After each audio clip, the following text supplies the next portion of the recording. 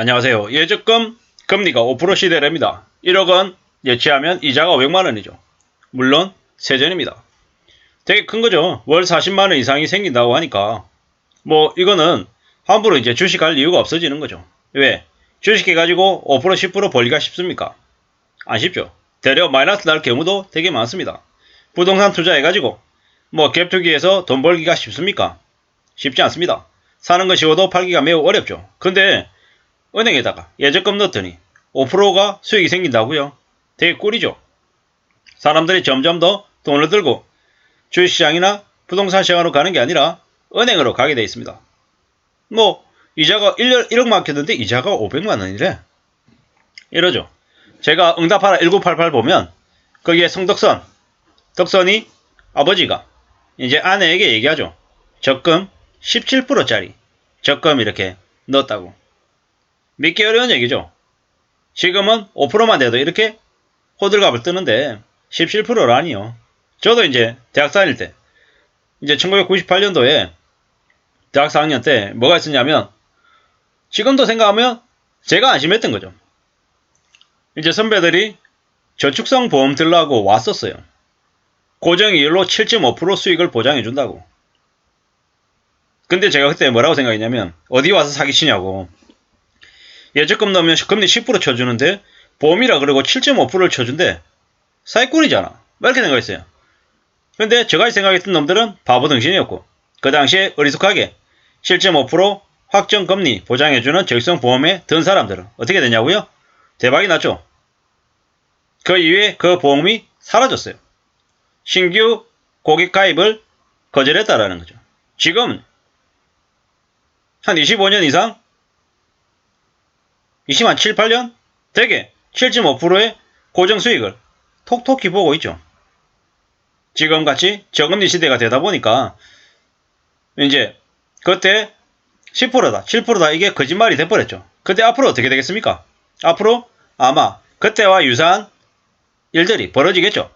예적금 금리가 5%로 커질까요? 어쩌면 6%가 되기도 하고 7%가 되기도 하고 그 이상이 될 수도 있겠다는 생각을 해봅니다. 근데 이런 때 예적금에 사람들이 많이 몰릴 때 조금 고민해 볼 생각이 필요하다는 겁니다. 우리는 사람들이 많이 몰리는데 돈이 되지 않는다라는 걸 조금씩 이제 알아가야 될 시기가 된 거죠. 주식이 돈 벌기가 좋대.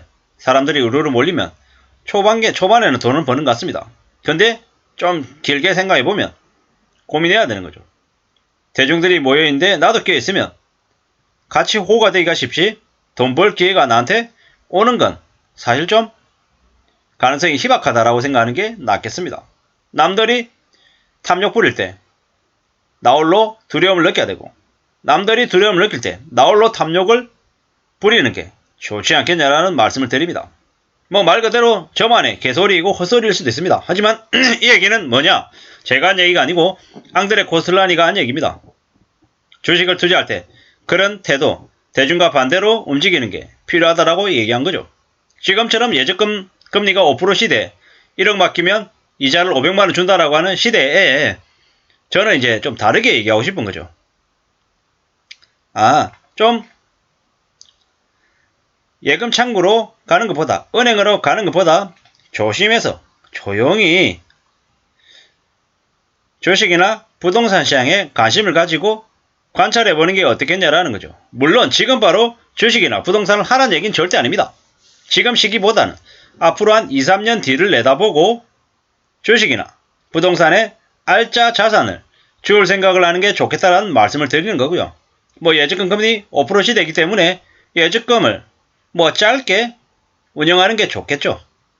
그러면서 부동산과 주식, 자산시장에서 기회를 노려보는 게 어떻겠냐라는 말씀을 좀 드리고 싶은 겁니다.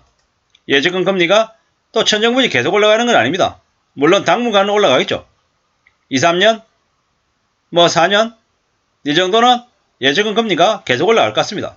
하지만 우리는 이제 지금 당장이 아니라 앞으로 5년, 10년 뒤를 내다보고 이제 판단한다라고 하면 지금 금리가 계속 올라가면 이 금리가 올라가는 게 천정부지로 올라가지는 않을 것이다.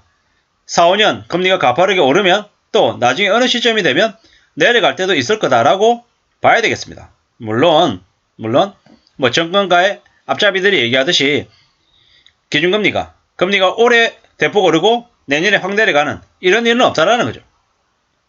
V자 반등도 없듯이 금리도 급 하강하는 경우는 없다라는 겁니다.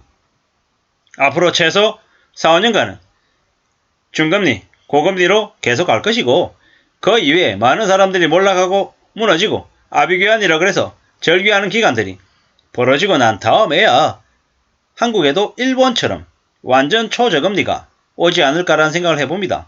근데 그건 뭐 100% 일본을 따라가진 않을 것이고 우리는 뭐 북한이라고 하는 윗동네가 있기 때문에 좀 상황이 좀 달라지지 않을까 이런 생각도 해봅니다.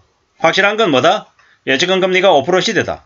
금리가 계속 올라가고 이자를 더 많이 받을 수 있는 예측금 이자를 더 많이 받을 수 있는 시기가 점점 더 심해지면 심해질수록 되려 사람들이 은행에 몰려들 때 조용히 은행이 아닌 부동산이나 주식시장으로 관심을 가져보는 게 좋겠다라는 말씀을 드립니다. 지금 사람들이 서서히 주식시장에서 더 이상 존버하지 않고 뛰쳐나오려는 마음들이 많아지고 있습니다. 왜겠습니까? 더 이상 부동산에서 길이 안 보일 것 같다라는 거죠. 뭐 이런 것들이 계속입니다. 앞으로 주식도 부동산도 계속 암울해진다. 더 안 좋아진다. 이러한 얘기들이 많아질 것입니다. 물론 6개월 안에 금방 아니죠. 1년 안에 금방 아닙니다. 3, 4년, 4, 5년 지속될 거다라고 봐야 되는 거죠. 주식 돈값 만들어 놓고 이제 개미 물량 뺏으려고 주식 팔고 예금으로 꼬시는 중이라고 뭐 이런 얘기들도 하는데 살 좀 두고 봐야 되는 거죠. 이 언론에서도 혹하게 만드는 부분들이 분명히 있습니다. 야, 5%나 준다고? 근데 이제 세금 떼는 것도 감안해야죠. 1억 맡기면 500만 원이 아니라 뭐 이자 감안하면 뭐 훨씬 더 금액은 적을 수 있겠죠. 하지만 그렇다 하더라도 기존의 예측금 금리하고 비교하면 훨씬 높은 수치임은 분명하다라는 거죠. 예측금 금리가 오르는 예측금 금리 5% 시대 1억 맡기면 이자 500이라고 하는데 앞으로 어디에 관심을 더 둬야 될지에 대한 이야기를 해본 겁니다. 주식시장은 올 연말에 1900, 내년에 1400, 그 다음 연도에 1000이 무너지는 일이 벌어질 수도 있겠다라고 생각을 하고요. 부동산 시장은 2022년 연말에 2019년, 23년에는 2017년, 24년에는 2015년 가격까지 내려간다고 하고 2025년에는 그 이하의 가격, 2014년 정도 가격까지 내려가지 않을까라고 혼자 생각해 봅니다.